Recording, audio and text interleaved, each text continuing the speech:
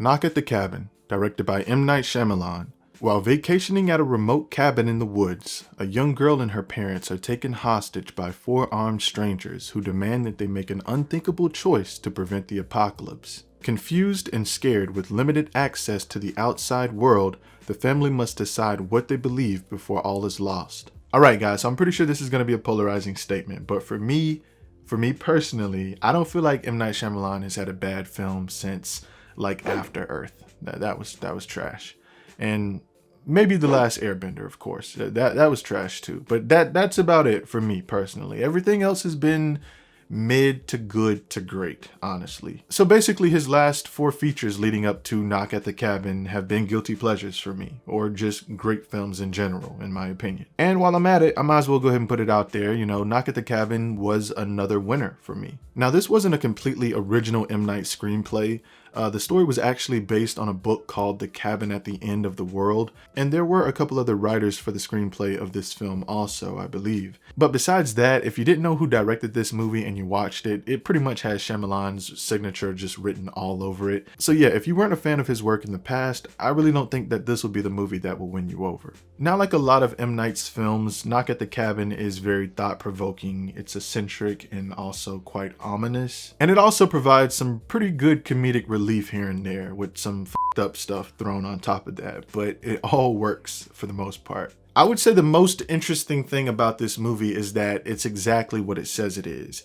If you've seen the trailers by now, which I'm pretty sure you guys have, that's the movie you're gonna get. And I'm not saying that the trailers gave the movie away. What I'm saying is that it follows that blueprint for the premise to a T. I mean, I really don't know the last time I saw an M. Night Shyamalan movie where the marketing was so straightforward as far as what you're in for. And I actually think that that's a good thing. The movie doesn't oversell itself. And you really don't tend to see that a lot these days. More so, the trend is usually movies set these super high expectations, and then once you see it, you're left disappointed. You're just left waiting for some big reveal after the film drags for almost an hour and a half, and then it's not fulfilling. But at least with Knock at the Cabin, I can honestly say that the movie had good pacing, and it kept my attention for the most part. And once again, it doesn't oversell itself. I mean, literally, like within the first 10 minutes or less into this movie is when it starts to get weird and creepy. And I just kept thinking to myself, like, damn, we're going for it. Like, M. Night's diving right in for the most part. And that's basically what you want to see from a movie like this. So honestly, I was happy to see that. Like, we're watching to see this family make this very important decision, right? And we think we might know which way they're going to lean towards, but you're not quite sure. And that's where the film really keeps you on your toes.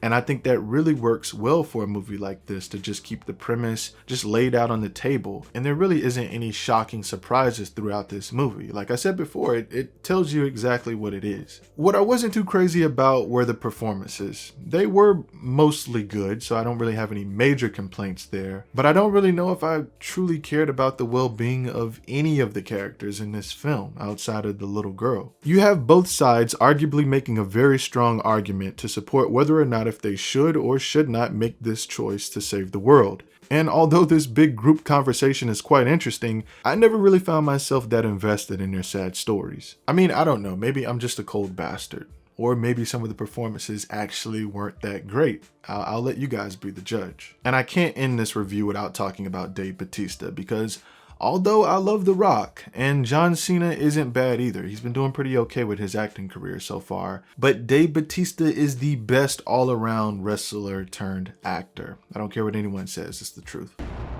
This has been by far the most challenging project I've ever done. This is the role, like literally this is the role that I've been waiting, and it's really it's to prove myself, it's to prove my worth. Honestly, he just has the best acting range. It's really nice to see him sink into a role and nearly forget who he is. I mean, he's really been taking this acting thing seriously, and I've been enjoying everything he's done so far. But anyway, that's enough rambling. So I'm giving Knock at the Cabin a 7.5 out of 10.